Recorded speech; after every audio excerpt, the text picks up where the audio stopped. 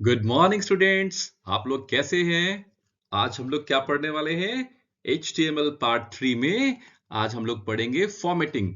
तो आपको जब भी आप वेब पेज बनाओगे तो आपको बहुत सारी फॉर्मेटिंग करनी पड़ेगी, उसके लिए बहुत सारे टैग्स यूज करने पड़ेंगे। तो आज हम उन टैग्स की बात करेंगे। स्टूडेंट्स, जब आप नोटपैड में कुछ भी टाइप करोगे, जैसे आपने यहां पर देखिए, आपने क्या किया, एक पैराग्राफ टाइप किया और दूसरा पैराग्राफ टाइप किया।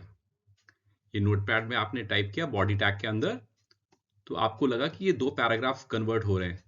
बट जैसे ही आप इसको ब्राउजर में रन कराओगे तो आप देखोगे कि ये एक सिंगल पैराग्राफ होगा, सिंगल पैराग्राफ में कन्वर्ट हो जाएगा। उसे पैराग्राफ मानेगा नहीं। दैट मीन्स कि आपको नोटपैड में जब भी कोई पैराग्राफ बनाना है तो आपको उसके लिए टैग यूज करना पड़ेगा, and that tag is called P tag. P tag means paragraph break कह सकते हो इसको। तो इसमें इसका यूज क्या है? इन HTML you use the p tag to separate your text into different paragraphs। अगर आपको अपने डॉक्यूमेंट्स में, HTML डॉक्यूमेंट में पैराग्राफ्स बनाने हैं तो आपको p टैग को यूज करना पड़ेगा, पैराग्राफ ब्रेक टैग को यूज करना पड़ेगा। अदरवाइज वो पैराग्राफ नहीं मानेगा, वो उसे सिंगल लाइन या सिंगल पैराग्राफ में ही पूरा कन्वर्ट कर देगा डॉक्यूमेंट को। चलो यहां पर अभी हम लोग एक एग्जांपल लेके चलते हैं। तो देखिए यहां पर अभी हम लोग ने थोड़ी देर पहले ये एक पैराग्राफ टाइप किया था, लेकिन इस बार हम लोगों ने क्या किया, इस पैराग्राफ के पहले देखो यहाँ पे पी टैग ओपन किया और यहाँ पे पी टैग को क्लोज कर दिया। और दूसरे पैराग्राफ में भी हम लोगों ने यही किया। हम लोगों ने पैराग्राफ के स्टार्टिंग पे, लाइन के स्टार्टिंग में पी टैग लगाया और एंड पर इसे क्लोज कर दिया। अब आप देखेंगे यहां पर ये दो अलग अलग पैराग्राफ बन गए। ये पैराग्राफ 1 बन गया और पैराग्राफ 2 बन गया। तो अगर आपको अपने डॉक्यूमेंट को पैराग्राफ में कन्वर्ट करना है तो पैराग्राफ के स्टार्टिंग में पी टैग लगाना पड़ेगा और लास्ट में भी। चलो देखते हैं आगे। जो पी टैग है या पैराग्राफ टैग है, इसके कुछ एट्रीब्यूट्स भी होंगे। और बच्चों आप लोग को पता है, एट्रीब्यूट्स हमेशा स्टार्टिंग टैग पे ही दिए जाते हैं। जो भी एट्रीब्यूट्स दोगे ये स्टार्ट टैग पर ही दिया जाएगा। तो कौन कौन से एट्रीब्यूट्स हैं इसके? Align is equal to left, align left, align right, align centre और अलाइन जस्टिफाई। बच्चों आप लोग को अलाइनमेंट पता है ना? अगर हमारा पैराग्राफ लेफ्ट से बराबर है, लेफ्ट के से बराबर है तो उसे लेफ्ट अलाइन कहते हैं यहां से। और अगर हमारा पैराग्राफ राइट से इक्वल है, सिमेट्री में है, तो उसे राइट अलाइनमेंट कहते हैं। और अगर हमारा डॉक्यूमेंट या डॉक्यूमेंट का टेक्स्ट या कंटेंट सेंटर में है तो उसे अलाइन सेंटर कहते हैं। और अगर हमारा जो लाइंस जितनी भी हैं वो लेफ्ट से भी अलाइन है और राइट से भी अलाइन है, दैट मींस लेफ्ट से भी बराबर है और राइट से भी बराबर है, तो उसे हम जस्टिफाई कहते हैं। तो there are 4 types of alignment. ये MS वर्ड में भी आपने पढ़ा होगा और ये बड़ी कॉमन सी चीज है। लेकिन यहाँ पर हम जब नोटपैड पे करेंगे तो कैसे करेंगे? देखो बच्चों, यहाँ पर हम लोगों ने क्या किया, यहाँ पर एक पैराग्राफ लिखा, यहाँ पे P और एट्रीब्यूट कौन सा यूज किया? Align is equal to left. तो यहाँ पे मैंने पैराग्राफ का अलाइन लेफ्ट लिखा और यहाँ पे पैराग्राफ ब्रेक, पैराग्राफ को क्लोज कर दिया। तो आप जब इसका आउटपुट देखोगे तो आउटपुट में आपको यहां दिखाई पड़ रहा होगा, यहां लेफ्ट से पैराग्राफ अलाइन है, लेफ्ट से बराबर है। अब सेकेंड पैराग्राफ में हमने क्या किया, यहां आप लोग देखिए, यहां पे हमने P align is equal to centre लगाया। जब हम सेंटर लगाएंगे तो इस बार हमारा ये सेकंड वाला पैराग्राफ बीचों बीच आ गया, दैट मींस सेंटर अलाइन हो गया। देख लीजिए सेंटर अलाइन हो गया। और थर्ड पैराग्राफ में हम लोगों ने align is equal to right लगाया। तो यहां पे देखेंगे राइट साइड से थर्ड पैराग्राफ अलाइन है, बट लेफ्ट इसका गड़बड़ है। और अगर हमने यहां पे लगाया फोर्थ पैराग्राफ में align is equal to justify, justify का मतलब है लेफ्ट से भी अलाइन हो गया, लेफ्ट से भी बराबर है और राइट से भी बराबर है। तो अगर हम कोई पैराग्राफ टाइप करते हैं तो उसके लिए हमें पी टैग लगाना पड़ेगा, बट उसके साथ align is equal to justify करोगे तो पैराग्राफ लेफ्ट और राइट दोनों से, दोनों तरफ से इक्वल होगा, बराबर होगा, अलाइनमेंट होगा और वो ज्यादा बेटर लगेगा। आई होप आप लोग को आया होगा, आप प्रैक्टिकली करके इसको इंप्लीमेंट करके बच्चों देख सकते हो। अब हमारा अगला टैग है बीआर। बीआर को हम लोग लाइन ब्रेक भी कहते हैं। लाइन ब्रेक भी कहते हैं। This tag is use for line break. Line break के लिए इसका इस्तेमाल होता है। बच्चों इसको आप कैसे समझेंगे? आप इसको मैं आप ये भी कह सकता हूं कि अगर मैं कुछ भी लिखता हूं यहां पर नोटपैड में, तो सिंगल लाइन का अगर ब्रेक चाहिए दो लाइन के बीच में तो हम बी आर लगा दें। दैट मीन्स अगर हमने यहाँ पे कुछ लाइन लिखी है और यहाँ पे कुछ लाइन है, मेरे को यहाँ पे अगर मैंने यहाँ पे बी आर लगा दिया तो इसका मतलब होगा कि यहाँ पर एक खाली लाइन, एक खाली स्पेस क्रिएट हो जाएगा। तो अगर आपको लाइन ब्रेक करना है तो बी आर टैग लगाएंगे, बट इसको एग्जाम्पल से समझते तो ज्यादा बेटर रहेगा। चलिए हम लोग एग्जाम्पल देखते हैं। और ये एक एम्प्टी टैग है। एम्प्टी टैग का मतलब है आपको बी आर को सिर्फ स्टार्टिंग में लगाना पड़ेगा, एंड पे लगाने की कोई जरूरत नहीं है। तो देखें आगे। देखो अब एक एग्जांपल लेते हैं। नोटपैड में ये जो कि एक टेक्स्ट एडिटर प्रोग्राम है, हमने HTML का प्रोग्राम लिखा। बच्चों ये बाकी सारा वैसा ही होगा जैसे हम लोगों ने लिखा है। HTML है, हेड है, बॉडी है। लेकिन अभी यहां पर हम लोगों ने क्या किया, 3 सिटीज के नाम लिखे, कानपुर, फिर लखनऊ और दिल्ली। ये 3 शहरों के नाम लिखे और अलग अलग लाइन पे हम लोगों ने नोटपैड पे लिखे। बट जब हम इसे ब्राउजर में लेके जाएंगे, रन कराएंगे, तो ये सारे एक साथ आ जाएंगे। यहां नोटपैड में ये 3 लाइंस थी, लेकिन जब आप ब्राउजर में रन कराओगे तो वो सिंगल लाइन में आ जाएगी। यहां पे एक प्रॉब्लम आ गया। तो इस प्रॉब्लम को एड्रेस करने के लिए हम लोगों को एक टैग यूज करना पड़ेगा, बीआर। दैट मींस अब यहां पे देखिए, हमने हर लाइन के पहले कौन सा टैग लगा दिया, यहां पर भी बीआर लगा दिया, यहां पर भी बीआर लगा दिया, लाइन ब्रेक, और यहां पर भी बीआर। तो किसी भी लाइन के स्टार्टिंग पे आप बीआर लगा देते हो तो वो न्यू लाइन पे आ जाएगा। तो आप देखिए यहाँ पे कानपुर, लखनऊ और दिल्ली अलग अलग लाइन पर आ गए। ये कब पॉसिबल हुआ? बीआर टैग लगाने के कारण ही पॉसिबल हुआ। अगर हम लोग यहाँ पर बीआर टैग नहीं लगाते, बच्चों यहाँ पे बीआर टैग अगर हम लोग नहीं लगाएंगे तो ये सारे के सारे कानपुर, लखनऊ और दिल्ली एक ही लाइन में, सिंगल लाइन में आ जाते। तो लाइन को ब्रेक करने के लिए या एक न्यू लाइन क्रिएट करने के लिए, लाइन ब्रेक के लिए बीआर टैग का यूज हम लोग करेंगे। अब आगे देखते हैं। यहाँ पर नेक्स्ट में अब हम लोग एक और टैग पढ़ने जा रहे हैं फॉर्मेटिंग का, जिसे बोलते हैं फॉन्ट। बच्चों आप लोग को फॉन्ट टैग पता ही होगा। और फॉन्ट टैग से हम लोग क्या कर सकते हैं, किसी भी टेक्स्ट की फॉन्ट की साइज को चेंज कर सकते हैं, उसकी स्टाइल को चेंज कर सकते हैं और फॉन्ट का कलर चेंज कर सकते हैं। तो फॉन्ट जो राइटिंग स्टाइल होती है, ठीक है, ये मैं आपको कुछ एग्जांपल दिखा रहा हूं। जैसे हम लोगों ने ये लिखा है, you are watching Comtech Edu TV, ये एरियल फॉन्ट है। और मैं एक और एग्जांपल देता हूं, you are watching Comtech Edu TV, ये जो मैंने लिखा है सेकंड पैराग्राफ, ये एजेंसी FB नाम की फॉन्ट है। और अगर मैं एक और एग्जांपल लेता हूं, you are watching Comtech Edu TV, यहां पे हम लोगों ने एल्जेरियन फॉन्ट को यूज किया है। स्टूडेंट्स, तो ये फॉन्ट का मतलब तो आप समझ गए। तो जब आप कोई डॉक्यूमेंट बनाते हो तो कई बार हमको लाइंस को अलग अलग फॉन्ट में मेंशन करना पड़ता है। आप अगर फॉन्ट टैग नहीं यूज करोगे तो पूरा का पूरा डॉक्यूमेंट एक जैसा होगा, ना आप साइज में अंतर आएगा, ना ही आप कलर चेंज कर पाओगे। तो उसके लिए हमारे पास एक टैग है, फॉन्ट टैग। तो फॉन्ट टैग की मदद से हम फॉन्ट की साइज चेंज कर सकते हैं, फॉन्ट की स्टाइल चेंज कर सकते हैं और फॉन्ट का कलर भी चेंज कर सकते हैं किसी भी टेक्स्ट का। तो चलो एक एग्जांपल से लेके स्टूडेंट्स, अब हम लोग पढ़ेंगे फॉन्ट्स के कौन कौन से एट्रीब्यूट्स होते हैं। तो देखते हैं। सबसे पहले तो ये जानना जरूरी है, जो भी एट्रीब्यूट होगा हम हमेशा कहां पे उसको मेंशन करेंगे? एट्रीब्यूट हमेशा स्टार्टिंग टैग, ये फॉन्ट का जो स्टार्ट टैग होता है, यहां पर आपको मेंशन करने। जितने भी एट्रीब्यूट्स होते हैं स्टार्ट टैग के अंदर ही डिफाइन किए जाते हैं। तो वो कौन कौन से एट्रीब्यूट्स हैं देखते हैं। सबसे पहले है फेस। बच्चों फेस लिखने के बाद, इक्वल टू लिखने के बाद फॉन्ट का नाम लिखते हैं, Arial, Times New Roman, Calibri. यहां पर आपको फॉन्ट का नाम लिखना पड़ेगा डबल कोट के अंदर। तो जो भी कंटेंट बीच में होगा, font tag font starting tag ये हो गया और एंड टैग ये हो गया। लेकिन आपने अगर face is equal to font का नाम एरियल कर दिया तो यहां पर जितना भी टेक्स्ट है, कंटेंट है, वो एरियल फॉन्ट में कन्वर्ट हो जाएगा।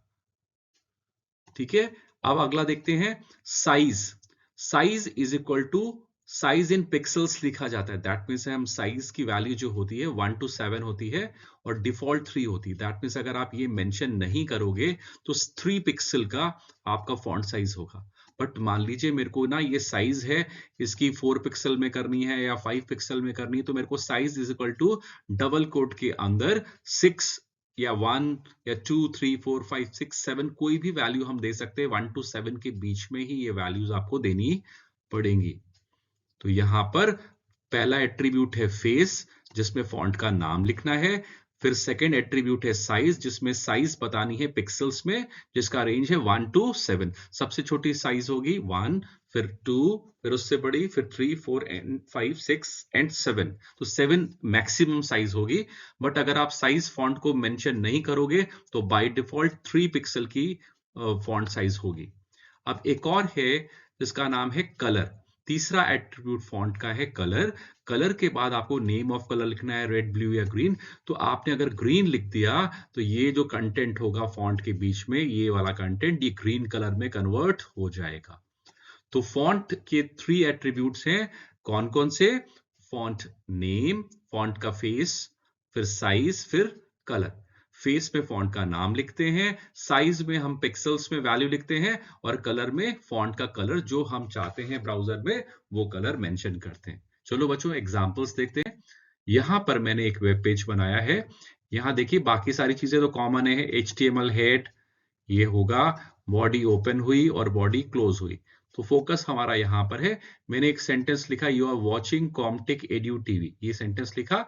उसके स्टार्टिंग में फॉन्ट टैब लगाया और आखिरी में भी फॉन्ट टैब लगाया, लेकिन स्टार्टिंग में हमने फेस लिखा एरियल।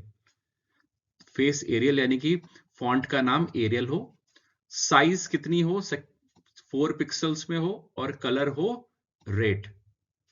तो जैसे ही मैं ये लिखूंगा तो यहां पे देखिए ये आया, आपका आउटपुट आया, you are watching Comtech Edu TV. ये किस फॉन्ट में है? एरियल फॉन्ट में है। इसकी साइज कितनी है? 4 पिक्सल्स की है। और इसका कलर बच्चों आप देख ही पा रहे होगे, रेड है। तो रेड में ये कंटेंट आ रहा है ना, रेड कलर का हो गया। फिर मैंने एक बार और लगाया, एक उसी सेंटेंस को यहां पे कॉपी पेस्ट किया और फिर से फॉन्ट टैब लगाया, यहां स्टार्टिंग टैब, यहां एंड टैग। यहाँ पे लगाने के बाद यहाँ पे देखिए face is equal to Calibri लिया। तो इस बार फॉन्ट का नाम क्या है? कैलिब्री। तो देखिए ये जो कंटेंट आया कैलिब्री फॉन्ट में है, और साइज दे दी 7। तो साइज हमने 7 पिक्सल्स में दी। तो देखिए कंपैरेटिवली ये फर्स्ट वाले जो रेड में लिखा है उसके कंपैरिजन में ग्रीन वाले की साइज ज्यादा है, क्योंकि रेड वाला जो पैराग्राफ लाइन था उसका फॉन्ट साइज 4 पिक्सल था और ग्रीन वाले का 7 पिक्सल्स है। और कलर हमने क्या कर दिया? ग्रीन। तो ये हमारा कंटेंट ग्रीन में आ गया। तो मैं यहाँ पे आपको बताने की कोशिश कर रहा था कि हमारे फॉन्ट में 3 एट्रीब्यूट्स हैं। कौन कौन से एट्रीब्यूट्स हैं बच्चों? पहला है फेस, उसमें फॉन्ट का नाम लिखते हैं। फिर है साइज, फिर उसमें साइज पिक्सल्स में लिखते हैं। फिर फॉन्ट का कलर, और फॉन्ट स्टार्टिंग में होगा और एंड में होगा। दैट मींस ये किस तरह का है एलिमेंट है? ये कंटेनर एलिमेंट है।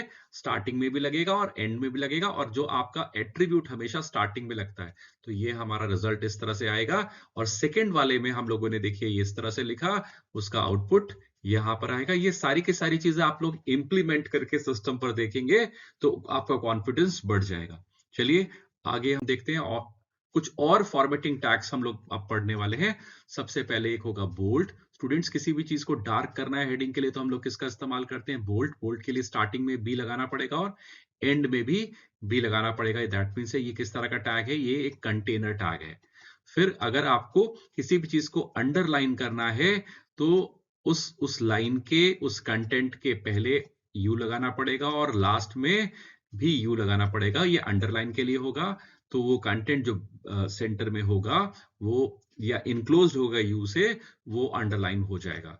अगर हमको इटैलिक में करना है तो आई टैग लगाना पड़ेगा। आई ओपन, आई क्लोज करेंगे तो वो तिरछा या इटैलिक हो जाएगा, स्लैंट हो जाएगा। बच्चों अब हमारा अगला टैग है सुपरस्क्रिप्ट का SUP ओपन, SUP क्लोज, इसका मतलब होता है सुपरस्क्रिप्ट। यहां पर एक एग्जांपल देखते हैं। कोई भी, जैसे हमने यहां पे लिखा a minus b raise to the power 2, यानी कि a लिखा हमने और माइनस b लिखा, और हम चाहते हैं 2 ऊपर हो जाए। थोड़ा सा पावर हमेशा थोड़ी सी ऊपर होती है, देखिएगा ऊपर की ओर होगी, तो इसको बोलते हैं सुपरस्क्रिप्ट। तो 2 के आगे हम SUP लगाएंगे और 2 के बाद में भी SUP लगाएंगे। अगर हमको कोई चीज जो आपका फॉन्ट का बेस होता है, जैसे आपको लिखना है कोई फॉर्मूला लिखना है H2SO4 लिखना है या H2S लिखना है या जो भी लिखना है यहाँ पर फॉर्मूला, देखिए 2 और 4 नीचे को है, बेस लाइन, ये जो बेस लाइन होती है इससे नीचे है। तो अगर हमारा कोई कंटेंट, हमें कोई पावर लगानी है तो सुपरस्क्रिप्ट करेंगे, और अगर हमको पावर नहीं लगानी, हमको कोई केमिकल फॉर्मूला लिखना है जहां पर बेस से नीचे किसी चीज को लेके जाना है, न्यूमेरिक वैल्यू को, तो हम वहां पे सबस्क्रिप्ट करते हैं। चलो एग्जांपल्स देखते हैं। यहां पर मैंने एक सेंटेंस लिखा है, देखिए कॉम्टेक एड्यू टीवी, और इसके आगे क्या लगाया, बोल्ड लगाया, यहां पे बोल्ड लगाया, दूसरे सेंटेंस में इटैलिक लगाया, थर्ड सेंटेंस में अंडरलाइन लगाया, और a माइनस बी, फिर SUP पहले लगाया और SUP बाद में लगाया, बीच में 2, यानी कि 2 को मैंने सुपरस्क्रिप्ट कर दिया। तो और यहां पर मैंने H2O लिखना है, तो 2 को SUB से इनक्लोज किया। तो अब देखिए रिजल्ट किस तरह से आएगा, रिजल्ट देखते हैं। सबसे पहले ये बोल्ड में कॉम्टेक एड्यू टीवी आया, इसके कारण मैं यहाँ पर इरेज कर देता हूं जिससे आपको और अच्छे से क्लियरिटी में समझ में आ जाए। तो सबसे पहला टैग हमने लगाया, बी टैग लगाया, और इसका रिजल्ट ये बोल्ड में आ गया, कॉम्टेक एड्यू टीवी देखिए बोल्ड में आ गया। फिर हमने इसको आई टैग लगाया तो इटैलिक में आ गया, तो अगला सेंटेंस जो था, अगला वर्ड था वो कॉम्टेक एड्यू टीवी इटैलिक में आ गया। फिर हमने थर्ड सेंटेंस में कॉम्टेक एड्यू टीवी के पहले यू लगाया और आखिरी में यू लगाया, तो वो अंडरलाइन हो गया। यहाँ पे आप देख पाएंगे इसका आउटपुट ऐसे होगा। फिर हमने किया a माइनस बी लिखा, तो a माइनस बी आ गया, और SUP मतलब सुपरस्क्रिप्ट पहले लगाया, सुपरस्क्रिप्ट बाद में लगाया, बीच में 2, तो 2 क्या हो गया, पावर में कन्वर्ट हो गया, तो a माइनस बी का होल स्क्वायर इस तरह से आ गया। अगर हमको H2O लिखना है तो H पहले लिखा और आखिरी में O लिखा, लेकिन 2 के पहले SUB लगाया और 2 के बाद में SUB लगाया, तो जो 2 था वो बेस लाइन से नीचे चला गया, यानी कि सबस्क्रिप्ट में कन्वर्ट हो गया, H2O लिख के आ गया।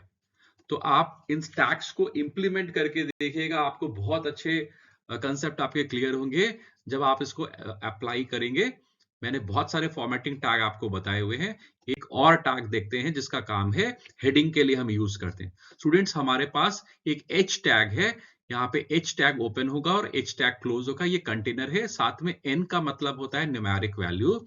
तो H टैग में अगर हमको H टैग यूज कर रहे हैं, ये हेडिंग एलिमेंट के लिए होता है, और HTML में 6 लेवल्स की आप हेडिंग सेक्शंस के लिए यूज कर सकते हैं। सेक्शंस का मतलब बच्चों ये, जैसे मैंने कोई पैराग्राफ लिखा, उसकी हेडिंग, एक हेडिंग यहां डाल दिया आपने, फिर दूसरा पैराग्राफ लिखा नीचे डॉक्यूमेंट में, तो उसकी हेडिंग डाल दी। हर पैराग्राफ के ऊपर या डॉक्यूमेंट के सेक्शंस में हेडिंग डाल सकते हैं। तो हेडिंग का लेवल क्या होगा, वो 1 to 6 लेवल का हो सकता है, यानी कि अगर आप यहाँ पर 1 लोगे, H1 लोगे तो सबसे छोटी हेडिंग होगी, और H6 लोगे तो सबसे बड़ी होगी। देखते हैं यहाँ पर, अगर आपने किसी भी टेक्स्ट को H1 से इनक्लोज किया, H1 ओपन H1 क्लोज, तो सबसे छोटी हेडिंग आएगी।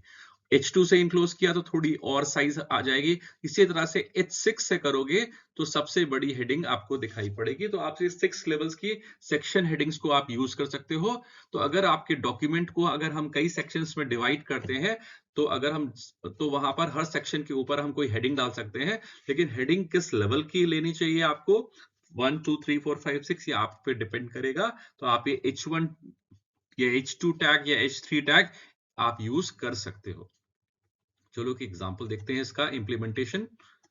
यहां पर हमने नोटपैड में ये डॉक्यूमेंट टाइप किया है, बॉडी के अंदर हमने देखे यहाँ पे कॉम्टेक एड्यू टीवी H1 से लिखा, फिर कॉम्टेक यहाँ पे H2 से इनक्लोज कराया, फिर H3 से कराया, H4 से कराया, H5 से कराया और H6 से कराया।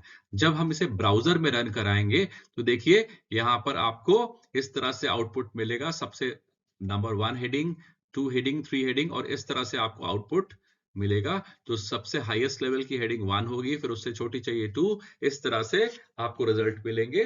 तो नंबर 1 हेडिंग जो H1 होगा, सबसे बड़ी फॉन्ट में आपकी वो हेडिंग आएगी, फिर H2 में उससे और डिक्रीज होगी। इस तरह से आप अलग अलग लेवल्स की 6 लेवल्स तक की हेडिंग्स को बना सकते हो।